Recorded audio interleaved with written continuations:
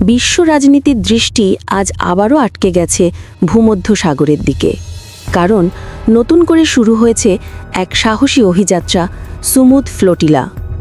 Sumud শব্দটি এসেছে আরবি থেকে, যার অর্থ হল অটলতা বা দৃঢ় প্রতিরোধ।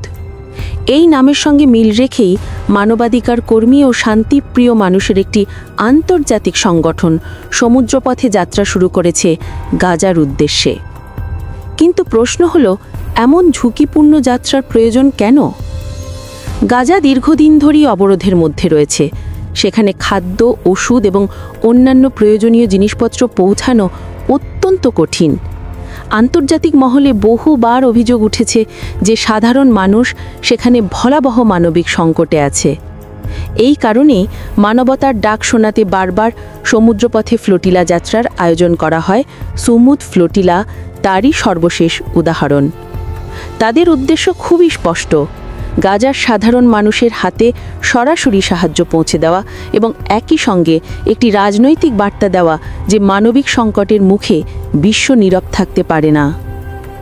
ইতিহাস ঘাটলে দেখা যায় 2010 সালে মাভি মারমারা ফ্লোটিলা বিশ্বজুড়ে আলোড়ন সৃষ্টি করেছিল। সেই সময়েও সমুদ্রপথে সাহায্য নিয়ে গাজায় যাওয়ার চেষ্টা করা হয়েছিল। পরে নানা কারণে সেটি বড় রাজনৈতিক সংকটে রূপ নেয়। ঠিক সেখান থেকেই ফ্লোটিলা আন্দোলন নতুন এক প্রতীকে পরিণত হয়। তবে সুমুদ ফ্লোটিলা নিয়ে বিতর্কও আছে। অনেকে বলছে এটি কেবল মানবিক সাহায্য নয়, বরং এক ধরনের রাজনৈতিক প্রতিবাদ। আবার অনেকে মনে করে এই যাত্রা বিশ্বকে মনে করিয়ে দেয় যে গাজায় এখনও মানুষ মানবিক বিপর্যয়ের মধ্যে আছে। অন্যদিকে সমালোচকরা প্রশ্ন তুলছে, সমুদ্রপথে এভাবে সাহায্য পাঠানোর মধ্যে নিরাপত্তাজনিত ঝুঁকি থাকতে পারে। অস্ত্র বা অবৈধ জিনিস মিশে যাওয়ার ভয়ও অনেকের।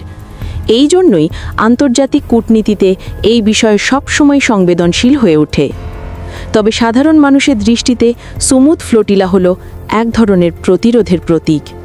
কেউ বলছে এটি মানবতার যাত্রা, কেউ বলছে এটি রাজনৈতিক প্রতিবাদের প্রতীক।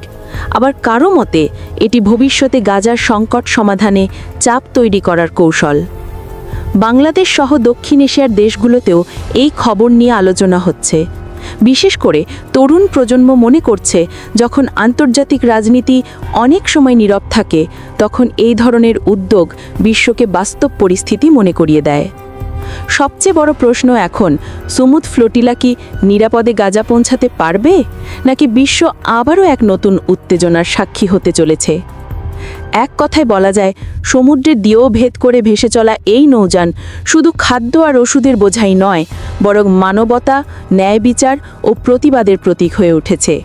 বিশ্ব অপেক্ষায় শেষ পর্যন্ত কী ঘটে এই অভিযাত্রায়।